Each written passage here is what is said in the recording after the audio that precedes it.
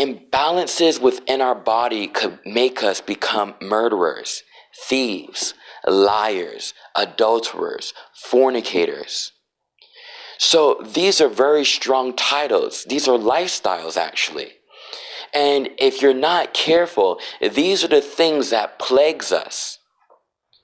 Right? So although we may feel as though grace and mercy is going to cover this type of lifestyle, it's not. It's going to forgive it. It doesn't cover it. So that means that you cannot continue to do it.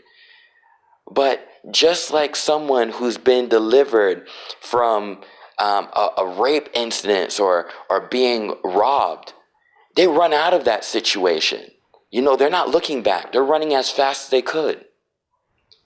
So if Satan is seeking who he can devour, and God comes and he saves you through the word of God, through the minister delivering a word to you, through you looking at your child and they just look as though they need attention, they need love, they need you. And you're able to wake out of your situation and change. Then run out of that situation of sin. Run out of all those feelings and fears that you used to have no control over. Get out before it's too late, because Satan is seeking who he can devour. If the phone is your weakness, put down the phone. Look, anyone who loves you would understand. In reference, if it's, your co-workers, or you have to have a phone in order to, deal with your workplace or any emergencies, then go ahead and get yourself a phone and only pick it up when you receive a call. Sometimes we even have to go back to our friend, the flip phone, until we're strong enough to take on the smart devices. It's amazing. I wonder why they call it so smart. Because it seems like they know exactly what you want. But that doesn't go to say it knows what you need. You have to learn to instruct yourselves and your hearts on what is right for you. Or you could feed yourselves things that could only make you sick. Doctors will not understand it. A judge cannot fix it. A physician cannot help you. You need to come back to God in order to gain back balance within your life. Without God, there is no balance within your life.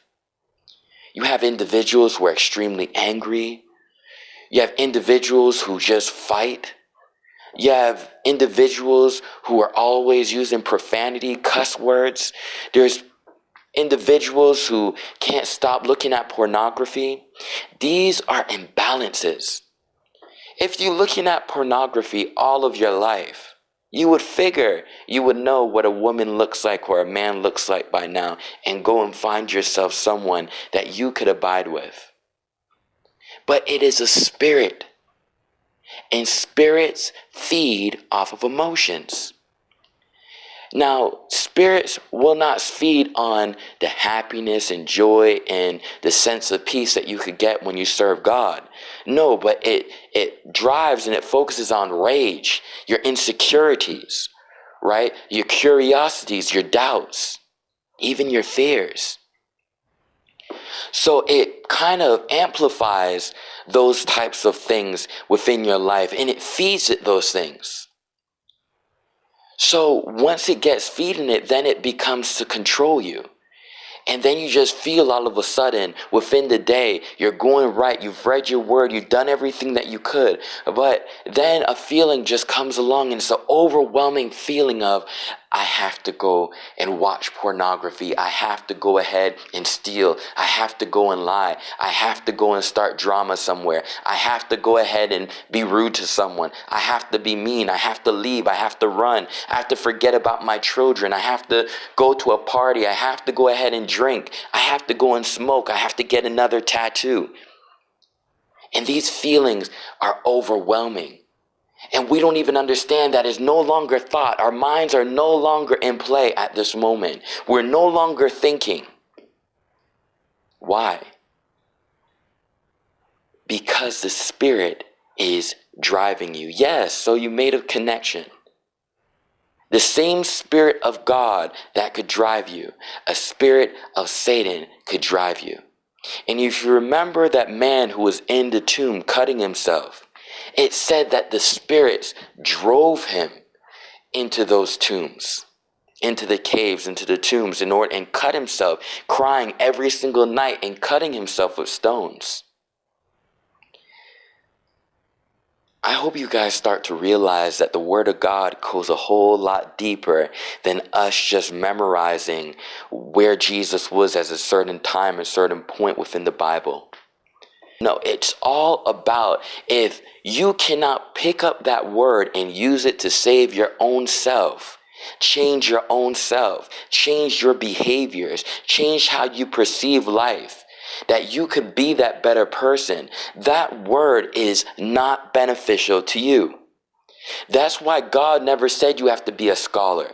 God never said you have to be in the church for years for him to finally come to you and start to speak to you and start to reveal things to you. He just says all you have to be is willing.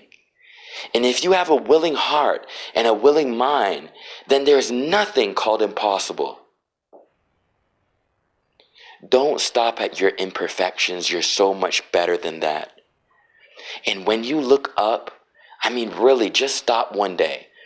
Not looking ahead of you. I'm talking about look straight up into the sky. See something other than what's around you. You're going to gain strength, and you're going to understand that greater is He that is within you than he that is within the world. God bless.